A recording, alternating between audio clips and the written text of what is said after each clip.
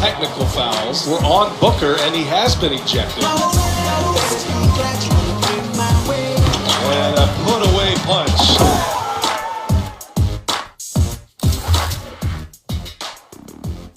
What's going on, everybody? Welcome into First Take. It is the GOAT Show, and not just because you have Stephen A. Smith and Max Kellerman. How about this for a lineup, fellas? We got Joe Montana joining us live. I cannot wait for that. Never had the chance to interview him.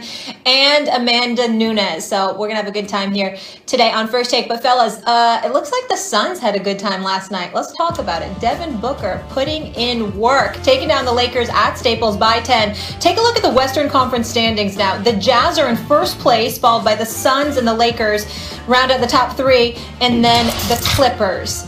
So the Suns win. Max, do you think this is a big deal or no big deal? No big deal.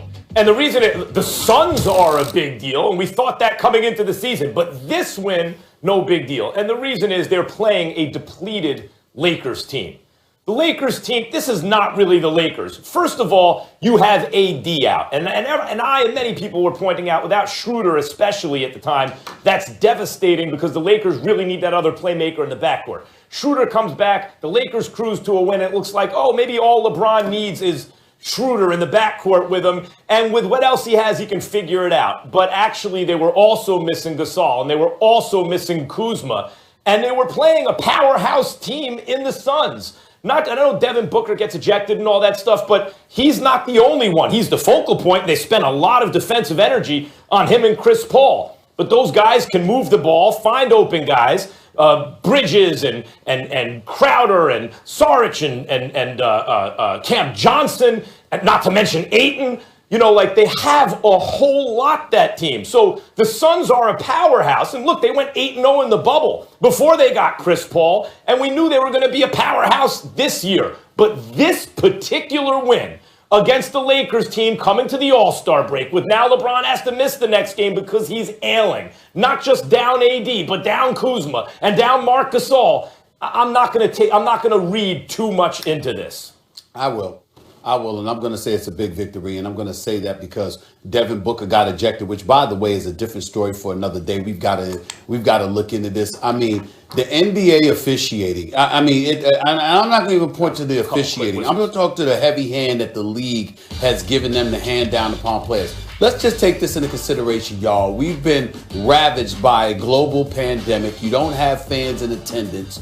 It's depressing enough to watch these guys perform without fans in attendance. Yet they go out on the court, they go all out, they play their hearts out. They act like it's 20,000 people in attendance. They're doing all of this stuff. And then you sit up there and a team that has been dormant for years is on the rise. The fourth-ranked defense in the National Basketball Association, led by Monty Williams, who, by the way, is another Coach of the Year candidate. What a sensational job he is doing as head coach of the Phoenix Suns. You got a star in Devin Booker who had no business not being picked for the All-Star game by the coaches. He's averaging 25 a game. And yes, there is no Anthony Davis, Max, but there's still LeBron James. And Devin Booker is on the other side of the court. And that is what warrants an ejection. I mean, there was nothing demonstrative. There were no fists being thrown or anything like that.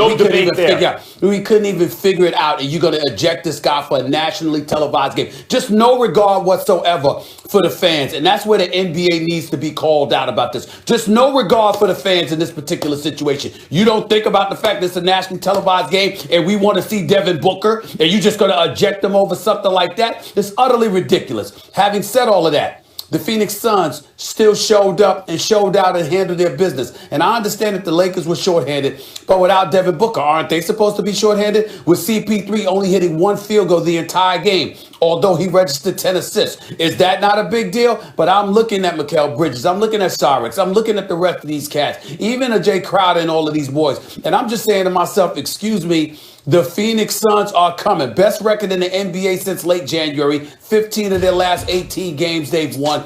They play defense. They go at it. And I just love the fact that they're on the rise and they're doing what they're doing. Because, again, if they had been a team that had been there all of this time, Max, then it would not have been a big deal that they beat the Lakers. But the fact that they're just now ascending from bubble play to now, and you see them continuing to get better and better. You see how exceptionally well coached they are. You see how exceptional of a defensive team they are. You recognize the star that is Devin Booker, because he is a star. Make no mistake about it. And I just love what I'm seeing right now, man. I'm just looking at these guys right here. And Ayton, well, by the way, he finished with 17 points. This brother can play. Big boy can play. Obviously, he was picked before Luka Doncic, Trae Young, and those boys. And so we sit up there and look at him along with his injured history.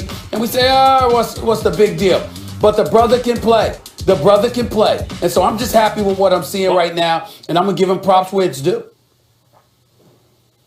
Bunch of things based on what you just said. First, Devin Booker gets ejected. And by the way, Stephen A., not just consideration for the fans, because if he deserves to be ejected, he deserves to be ejected. But what was that first whistle about? And then after the game, they say constant complaining. You tee him up for, that's basically nothing. And then he directed something at an official they didn't like. 2 whistles and you're out. Come on. But at that time, so we're on the same page about that. But at that time, the Suns had a lead. Like, they were controlling the game and they had a lead. I think they were up like 7. We're talking about the third quarter. It's not like they played the whole game without Devin Booker.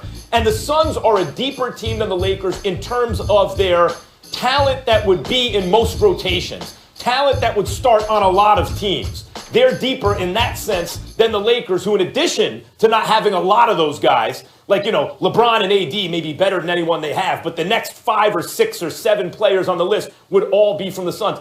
And the Lakers are shorthanded. That's why I'm discounting it. Got to say this about the Suns. They're a high IQ team in addition to everything else. You look at Chris Paul and Devin Booker, the court vision that Devin Booker has. Of course, we know about Chris Paul, the connection between Chris Paul and a guy like Saric. If you you have legit 3-and-D guys. They're legit, and we knew this coming into the season. It's not like this is some kind of new information. I'm just saying, if the Lakers, and by the way, LeBron did his thing, like he started hitting threes late in the game. He just didn't have enough with him. And based on that game, I'm not convinced, for example, if AD's back, the Suns are going to beat the Lakers in a 7-game series.